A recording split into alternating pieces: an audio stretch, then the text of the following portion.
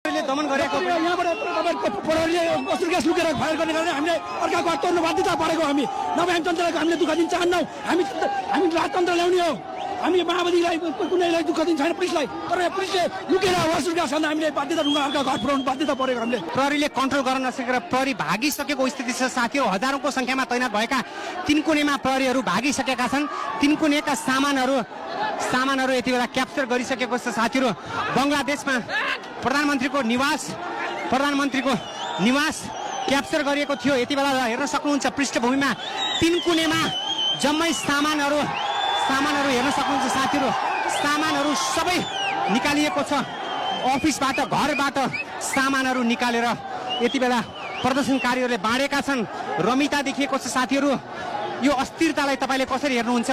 यो गम्भीर मोडमा देश गइसकेको छ हेर्न सक्नुहुन्छ घरभित्र सिसाले फोडिएको छ ओ यहाँ कहाँबाट के चोट लाग्ने हो मलाई थाहा छैन साथीहरू गम्भीर मोडमा मलाई समेत यहाँ हिंसा हुन्छ कि भन्ने डर लागिसकेको साथीहरू मलाई समेत चोट लाग्ने स्थिति आइसक्यो के गरौँ कसो गरौँ तर कहाँबाट ढुङ्गा बर्सिने हो थाहा छैन